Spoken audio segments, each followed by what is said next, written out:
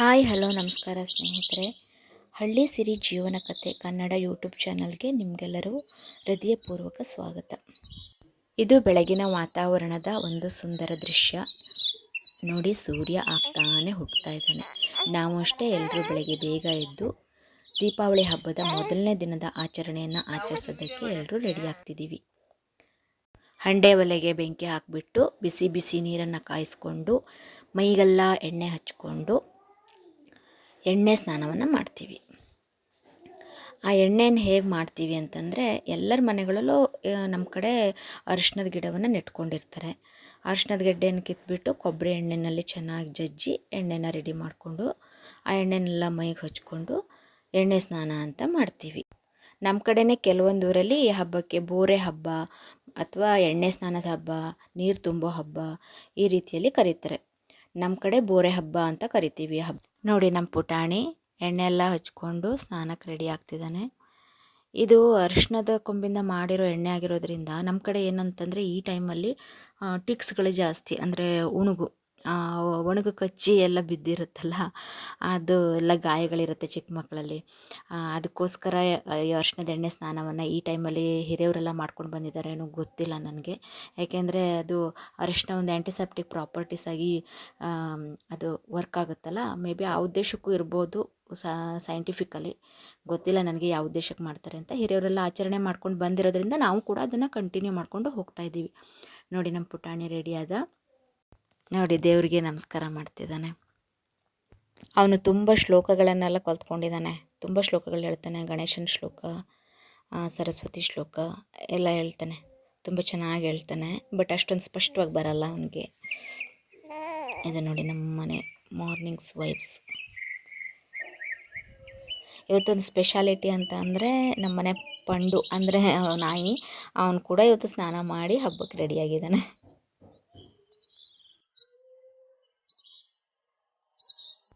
ಯಾವಾಗಲೂ ದೀಪಾವಳಿ ಹಬ್ಬಕ್ಕೆ ಮಳೆ ಇರ್ತಾ ಇರಲಿಲ್ಲ, ಬಿಸಿಲಿರ್ತಾಯಿತ್ತು, ತುಂಬ ಚೆನ್ನಾಗಿರ್ತಿತ್ತು ವಾತಾವರಣ.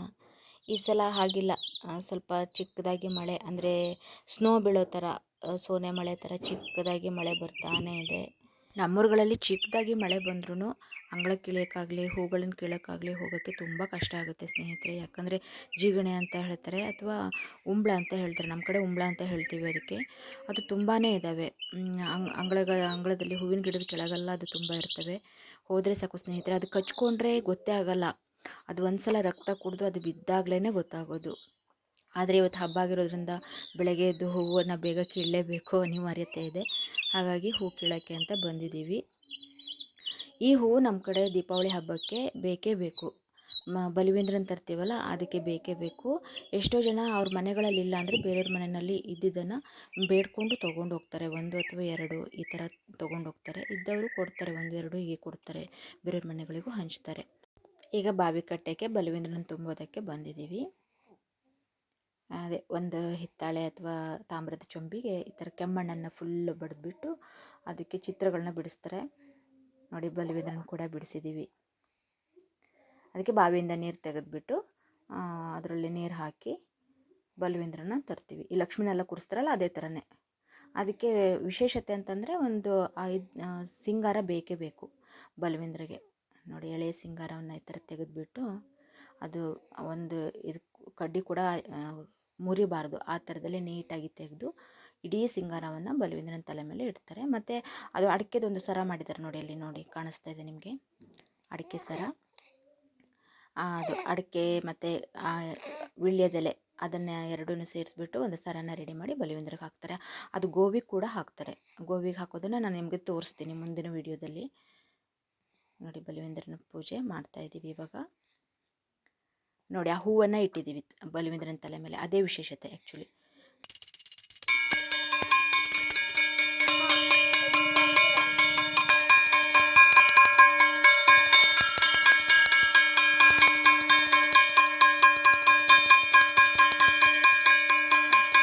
ಪೂಜೆ ಆದ ನಂತರ ಬಲಿವೇಂದ್ರನ ಬಾವಿ ಕಟ್ಟೆಯಿಂದ ಎತ್ಕೊಂಡು ಬಂದು ದೇವ್ರ ಪೀಠ ಇರುತ್ತಲ್ಲ, ಒಳಗಡೆ ದೇವ್ರ ಪೀಠದ ಪಕ್ಕದಲ್ಲಿ ಅದನ್ನು ಕೂರಿಸ್ತಾರೆ. ಈಗ ಲಕ್ಷ್ಮೀನೆಲ್ಲ ಕೂರಿಸ್ತೀವಲ್ಲ ಆ ರೀತಿಯಲ್ಲಿ ಕೂರಿಸ್ತಾರೆ. ಅದಕ್ಕೆ ಕೂರಿಸಿ ಅದಕ್ಕೆ ವಿಶೇಷ ಪೂಜೆಯನ್ನು ಮಾಡ್ತಾರೆ. ಮನೆ ದೇವರಿಗೆ ಪೂಜೆ ಮಾಡುವಾಗ ಅದಕ್ಕೂ ಕೂಡ ಪೂಜೆ ಮಾಡ್ತಾರೆ. ನಮ್ಮ ಕಡೆ ಈ ದೀಪಾವಳಿಗೆ ಶೇಡಿ, ಕೆಮ್ಮಣ್ಣು, ಪಚ್ಚತೆನೆ, ವೀಳ್ಯದೆಲೆ, ಅಡಿಕೆ, ಎಳೆ ಸಿಂಗಾರ, ಸೌತೆಕಾಯಿ ಇವೆಲ್ಲ ಬೇಕಾಗುತ್ತೆ ಬಲವೀಂದ್ರನ ಪೂಜೆಗೆ. ಮತ್ತು ಅಡಿಕೆ ಮತ್ತು ಎಲೆದು ಒಂದು ಸರನ ಮಾಡ್ತಾರೆ. ಬಲವೀಂದ್ರನಿಗೆ ವಿಶೇಷವಾದ ಅಡುಗೆ ಅಂತಂದರೆ ಇವತ್ತು ಗೋವೆಕಾಯಿ ಸಿಹಿ ಕಡುಬು ಮತ್ತು ಸೌತೆಕಾಯಿಂದ ಚಪ್ಪೆ ಕಡುಬನ್ನು ಮಾಡ್ತೀವಿ. ಅದೆರಡನ್ನು ಮಾಡಿ ಬಲವೀಂದ್ರನಿಗೆ ಎಡೆ ಇಟ್ಟು ಪೂಜೆ ಮಾಡ್ತೀವಿ. ಈ ಕಡುಬುಗಳ ರೆಸಿಪಿನ ಯಾವ ಥರ ಮಾಡೋದು ಅಂತ ಮುಂದಿನ ಯಾವುದಾದ್ರೂ ಒಂದು ವಿಡಿಯೋದಲ್ಲಿ ನಿಮಗೆ ತೋರಿಸುವಂಥ ಪ್ರಯತ್ನ ಮಾಡ್ತೀನಿ. ಈ ವರ್ಷ ಏನಾಗಿದೆ ಅಂತಂದರೆ ಅಮಾವಾಸ್ಯೆ ಕೂಡ ನೀರು ತುಂಬೋ ಹಬ್ಬದ ದಿನದಿಂದ ಸ್ಟಾರ್ಟ್ ಆಗಿ ಮಾರನೇ ದಿನ ಮಧ್ಯಾಹ್ನದವರೆಗೆ ಮಾತ್ರ ಇರೋದ್ರಿಂದ ನಾವೇನು ಮಾಡಿದ್ವಿ, ಇವತ್ತೇ ಸಾಯಂಕಾಲ ಅಮಾವಾಸ್ಯೆನೂ ಸಿಕ್ಕಿರೋದ್ರಿಂದ ಲಕ್ಷ್ಮೀ ಪೂಜೆ ಕೂಡ ಇವತ್ತೇ ಮಾಡಿ ಮುಗಿಸ್ತಾ ಇದ್ದೀವಿ. ಮಲೆನಾಡು ಕಡೆಯ ದೀಪಾವಳಿಯ ಮೊದಲನೇ ದಿನದ ಆಚರಣೆ ನಿಮಗೆಲ್ಲರಿಗೂ ಇಷ್ಟ ಆಗಿದೆ ಅಂತ ಅಂದ್ಕೊಂಡಿದ್ದೀನಿ ನಾನು. ಮೊದಲ ಬಾರಿ ನನ್ನ ವಿಡಿಯೋವನ್ನು ನೋಡ್ತಾ ಇರೋರು ದಯವಿಟ್ಟು ಸಬ್ಸ್ಕ್ರೈಬ್ ಮಾಡ್ಕೊಳ್ಳಿ, ಸಪೋರ್ಟ್ ಮಾಡಿ ಮತ್ತು ಕಮೆಂಟ್ ಬಾಕ್ಸಲ್ಲಿ ಹಾಯ್ ಅಂತ ಮೆಸೇಜ್ ಮಾಡಿ. ನಿಮ್ಮ ಚಾನಲ್ ಕೂಡ ನಾನು ಸಬ್ಸ್ಕ್ರೈಬ್ ಮಾಡ್ತೀನಿ, ಹಾಗೆ ನನ್ನ ಚಾನಲ್ಗೂ ಸಬ್ಸ್ಕ್ರೈಬ್ ಮಾಡೋದ್ರ ಮೂಲಕ ಸಪೋರ್ಟ್ ಮಾಡಿ. ಧನ್ಯವಾದಗಳು.